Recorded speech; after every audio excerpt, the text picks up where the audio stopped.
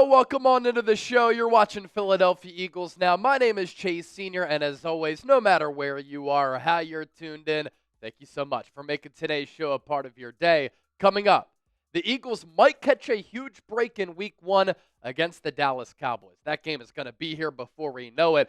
That will kick off the 2025 NFL season on Thursday, September 4th at Lincoln Financial Field. Anytime we're talking Eagles-Cowboys, we have to start here. F Dallas. If you hate the Dallas Cowboys, I want you to hit that thumbs up icon, like the video, join together in that movement, and also type F Dallas down in the comment section right now.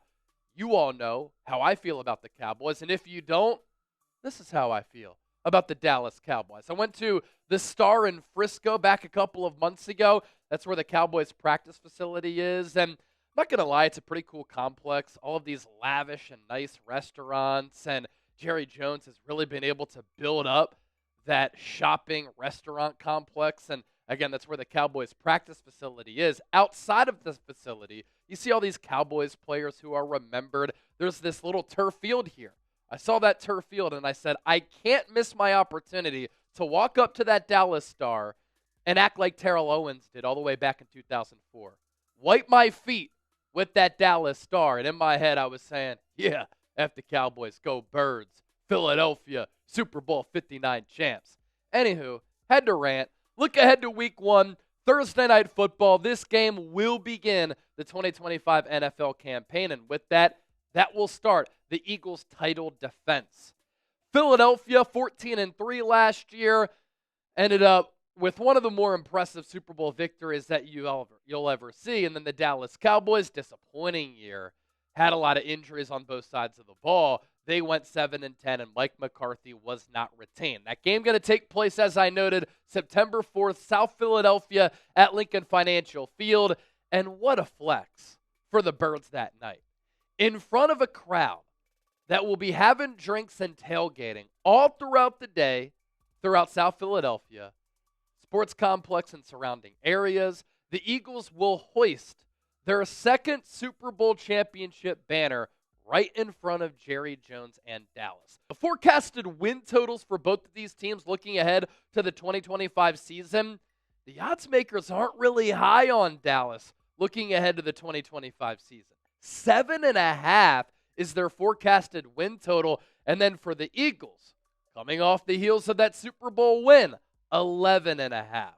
Philadelphia will have a difficult schedule, but as I'm about to outline, so will the Cowboys.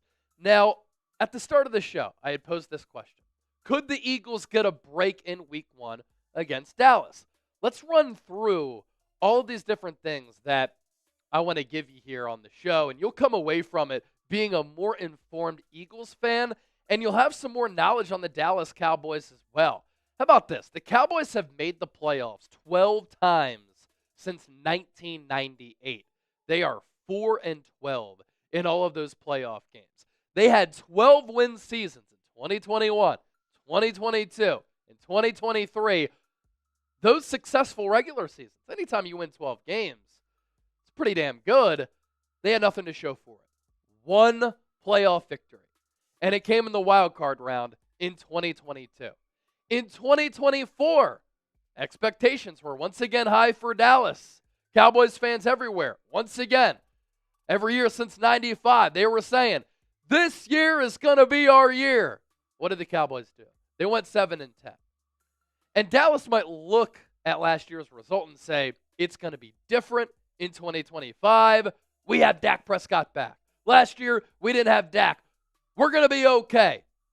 Well, the Cowboys were actually awful when Dak Prescott was healthy. They were 3-5 in games that Dak started, and he threw 8 picks in 8 full games in 2024. And as I look at this Cowboys roster, and I canvass their depth chart, and I look at this team, as we look ahead to Week 1, I think their roster outlook is pretty bleak. The quarterback who struggled last year, still the same, and he's coming off a torn hamstring. You traded for George Pickens. That's a move that I like for Dallas because they've desperately needed a legitimate wide receiver too alongside CeeDee Lamb the last couple of years. They now have it. but the rest of that wide receiver room, really average. Their running back room is one of the worst in the NFL, and last year, Dallas was one of the worst rushing teams in the NFL.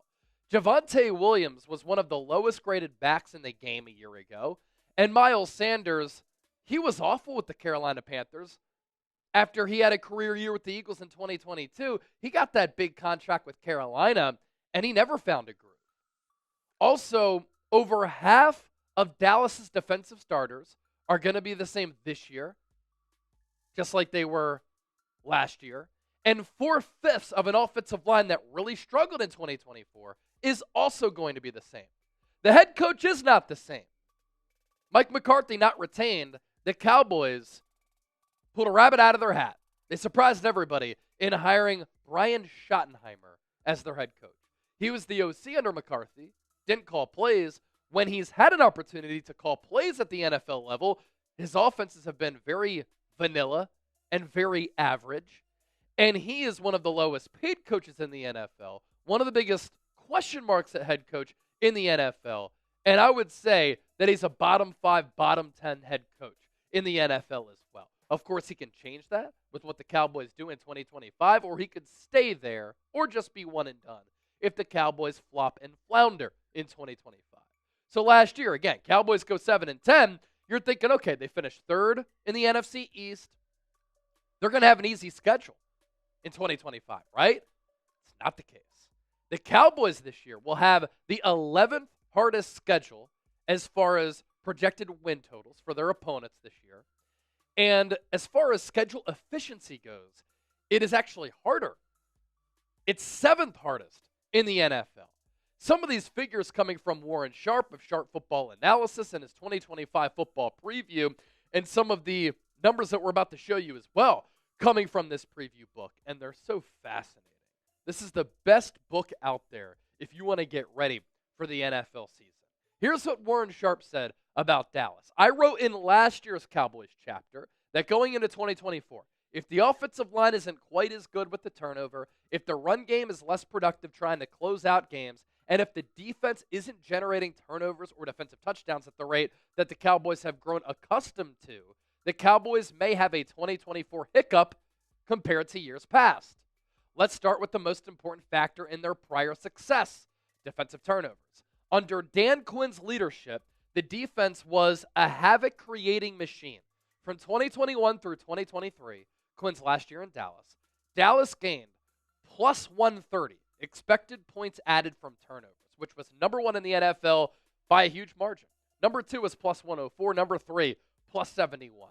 Dallas was on a run of 3 consecutive years with a plus 10 turnover margin or better. Last summer, I studied every team in the last 30 years with a double-digit positive turnover margin for 3 straight years. There were 8 such teams, and all 8 failed to run the streak to 4 straight years. On average, the Cowboys decreased their turnover margin, or those teams, that Warren Sharp looked at decreased their turnover margin by just over 10 in that 4th year. The Cowboys lost the turnover battle in 9 of 17 games last year, and they went 1-8 in those 9 games, a massive contributor to their terrible 7-10 season. So you think about what we've outlined so far. This defense for the Cowboys, I don't think is going to be much improved. It's really the same defensive unit for the most part that they had a year ago. They didn't drastically improve on the defensive side of the ball. And the Eagles' offense should have a major edge against that Cowboys defense, which has a new defensive coordinator in Matt Eberflus. And the Cowboys are going to be trying to get acclimated with what Eberflus's tendencies are, what his play calling is, what his feel for the game is as a defensive play caller going up against an offense that has 10 of 11 starters returning in 2025 and is going to be ready to go in week 1. They have that offensive synergy. The Cowboys don't have that defensive continuity. The Cowboys' offensive line, 4/5 of it return. And that offensive line for the Cowboys last year also did not produce at the clip that the Cowboys were expecting. So the Eagles' defensive line should be able to have a major edge against the Cowboys' offensive line. And if the Eagles can win in the trenches, it goes a long way with how they're built in determining wins and losses on their schedule. Even when the Cowboys had Dak, they were extremely mid. At times, they were bad to terrible. They were number 26 in yards before contact per rush. They were number 8 in pressure rate allowed. Number 16 in pass block win rate. Number 15 in run block win rate. Number 28 in offensive holding penalty rate. So they had the 5th most penalties in that category, and they were number 28 in false start penalty rate. 5th most false start penalties. Also, when Dak was playing weeks 1 through 9, the Cowboys couldn't run the ball. They were a terrible running team. Again, points to the offensive line on top of the full screen graphic that we just showed you.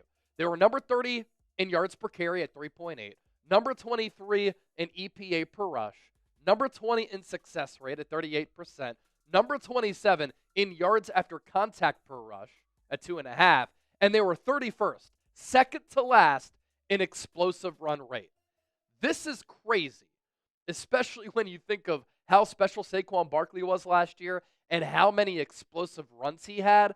The Cowboys, through week 9, that's halfway through the year, had no runs over 15 yards. That was last in the National Football League. And Cowboys fans might say, Javonte Williams, early in his Broncos career, was a really good player. We added him.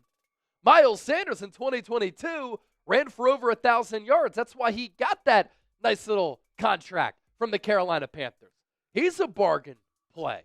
Jaden Blue is a 4.3 40-yard dash guy. Look at our running back room. We're financially savvy. It's cheap. We're going to find success. I don't think that's going to be the case. Last year, the Denver Broncos had the number 1 ranked blocking offensive line. Number 1 in run block win rate per ESPN. Number 1 in pass block win rate per ESPN.